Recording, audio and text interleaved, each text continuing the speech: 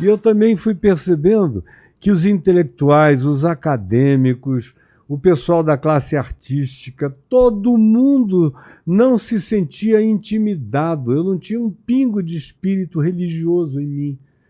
Só havia aquela graça do evangelho, de acolhimento, de inclusividade. Os gays, antes de assunto LGBTQIA+, virar moda, Sim. como de alguns anos para cá, meu Deus, eu cresci com um primo gay, desde criança. Então eu nunca tive preconceito com gay. Tive amigo gay para todo lado. Sempre na boa. Respeito, carinho, amor, acolhimento, sem preconceito, antes de eu me converter. Me converti e continuei com a mesma atitude. Então, os gays, as lésbicas, eu recém-convertido com 19 anos, foi a primeira vez que eu lidei com um caso de uma mulher casada com 3 filhos. E eu conhecia muito bem o marido dela. Ela era uma mulher bonita, gostosa. Enfim, heterossexualmente falando, era traçabilíssima, né? E ela chegou lá para mim e falou: tenho que te contar uma coisa, aos prantos. Eu tinha 19 anos. Ela falou: só gosto de mulher, Caio. E eu tenho uma amante, o fulano. Putz. Não sabe, 3 Isso, filhos isso com na ele. década de 80 ou 90? 70. 70 ainda? 73 para 74. Aí, o que eu faço? Me ajuda. Eu falei: ó, fica quieta. Fica quieta. O que você quer? Você quer se separar do seu marido? Não tinha divórcio ainda. É. Divórcio só surgiu em 78, depois, com o senador Nelson Carneiro. E eu fui a única voz cristã a defender o divórcio no Brasil em 78. Todo mundo contra. Mas eu me levantei em Manaus e acabei discutindo a necessidade de terem que advogar o aborto, ou desculpa, o divórcio, porque não era uma lei de obrigatoriedade, era uma lei de concessividade. Ou seja, ninguém está obrigando ninguém a se divorciar de ninguém. Só está dizendo que ninguém é obrigado a ter que viver com quem não consegue viver. Antes era o desquite, Que era... que era a mesma coisa que nada. A pessoa ficava num estado de Vai, não vai. de clausura ao status de conjugalidade não praticante. Era só uma separação de corpos. Entendi. Mas se você constituísse uma família, especialmente a mulher, era tratada como adúltera. A Igreja Católica excomungava, a Igreja Evangélica botava na rua. Era um negócio desumano demais. Eu olhei para aquilo e falei: não, o Evangelho não me ensina a ser assim. Jesus não tratou os adúlteros, nem as prostitutas, nem as meretrizes, ninguém assim.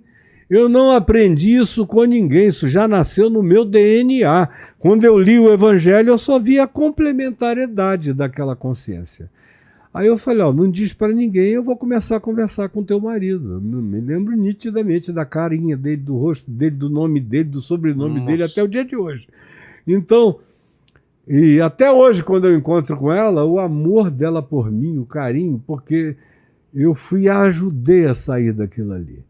Convenci o cara que o negócio dela era outro, mas muito devagar. Falei: agora você vai ter que ter a honradez, a hombridade de não expô-la. É. Pelo amor de Deus, proteja essa mulher, bota uma capa de proteção em cima dela. Ela ama uma amiga. Ela é apaixonada. Agora eu levei quase 1 ano para conseguir contar a história inteira para ele, porque era muito difícil naquele tempo. Poxa.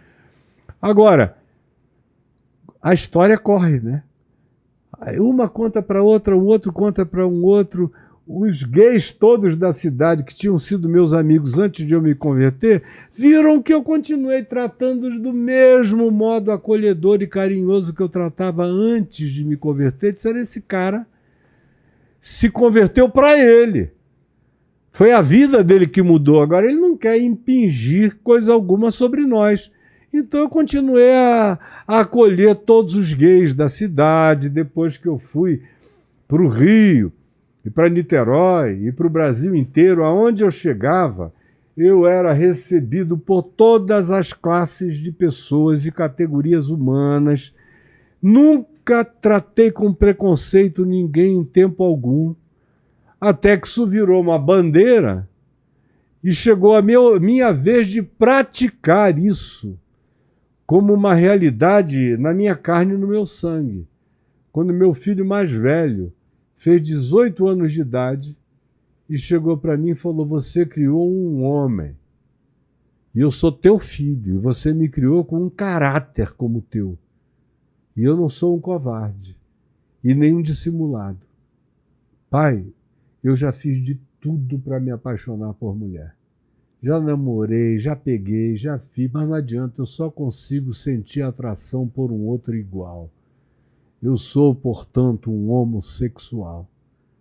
E você é uma figura acima do bem e do mal no mundo cristão. Já não era apenas no Brasil, mas na terra inteira. Eu estava viajando por toda a América Latina, Estados Unidos, Europa, Oriente Médio, por todos os lugares. Milhares de pessoas indo me ouvir em todos os lugares. Eu já falava inglês fluentemente, pregava inglês fluente, desinibidamente na terra inteira, nas televisões, nos rádios do planeta todo. E ele veio e disse: eu não quero te prejudicar, porque eu conheço esse público. E sei que eles vão querer te matar, te comer vivo. Você quer que eu mude para a Europa? Eu mudo. Com 18 anos eu falei: não, meu filho. Você vai ficar aqui, ao meu lado.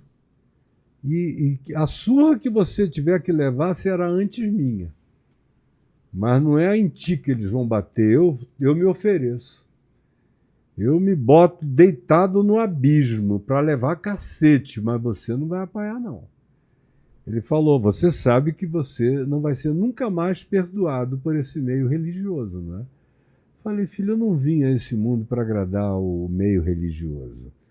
Eu estou aqui para pregar o evangelho no mundo e não para fazer média ponderada para os religiosos. E naquele tempo, eu já era presidente de 70%, 65% a 70% de todos os evangélicos do Brasil, incluindo Assembleias de Deus, Evangelho Quadrangular, Igreja Brasil para Cristo, onde até hoje o pastor Paulo Lutero é meu amigo do coração, e gente do país inteiro, todo o Brasil.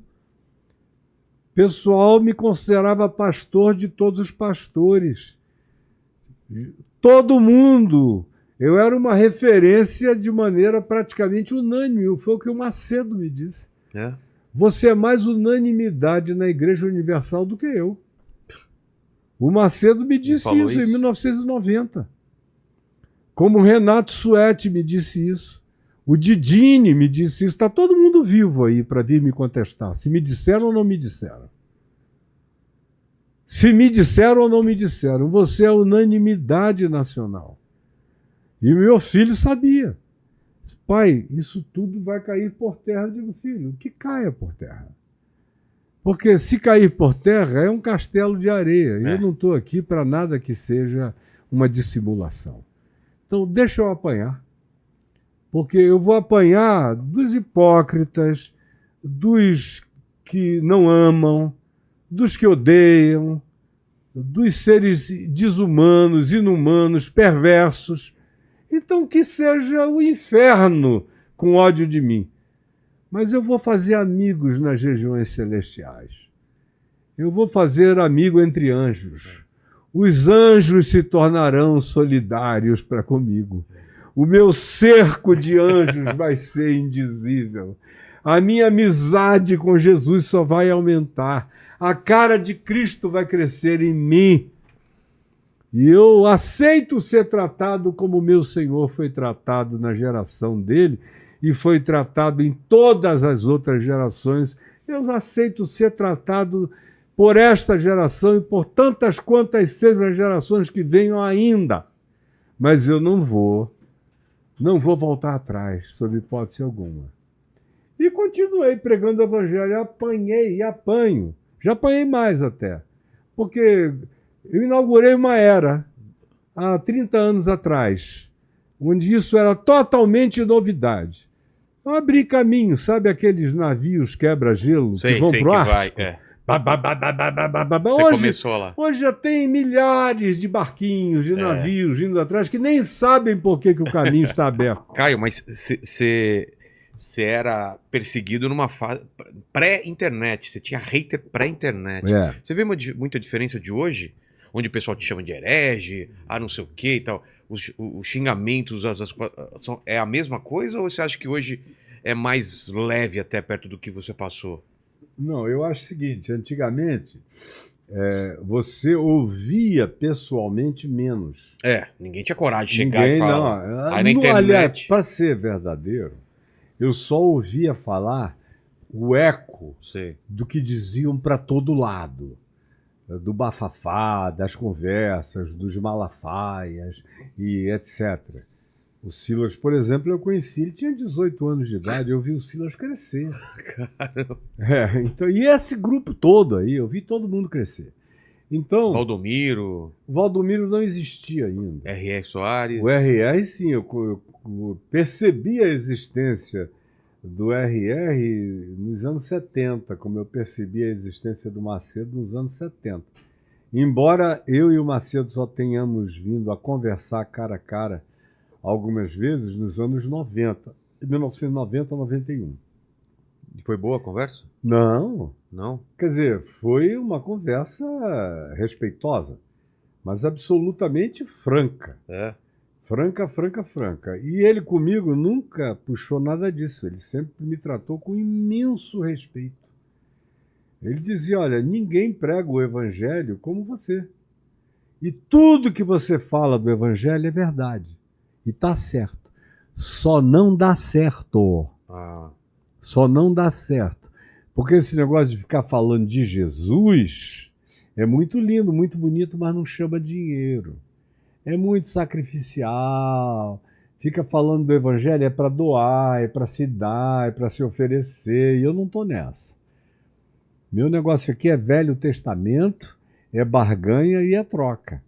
Então, eu ouvia o que eles diziam, mas na minha presença, honestamente, eu nunca encontrei esse homem, nem essa mulher, que tenham vindo me desacatar. O respeito foi, e continuará a ser grande o bastante para a covardia deles ficar lá. E os pastores, inclusive, falam isso distante. E os que dizem alguma coisa gravando, você não vê nem ninguém conhecido fazendo isso. São jovens desconhecidos querendo aparecer que ficam jogando pedra em mim. Entendi. Agora, os da antiga respeitam e botam o galho devidamente dentro. E pessoalmente não. Quando eu vejo alguém ali na internet, muitos falando, você clica e vai ver quem é. O cara não tem um seguidor, ele abriu aquilo ali para ser uma porta para jogar pedra nos outros, especialmente em mim. Mas eu tenho a minha casca, eu estou vindo do... Meu Deus, sou pré-dinossáurico nessa história inteira, do Jurássico. A casca é muito grossa, não entra, não é essa garotada nem ninguém. Nem diabo nenhum consegue penetrar minha casca.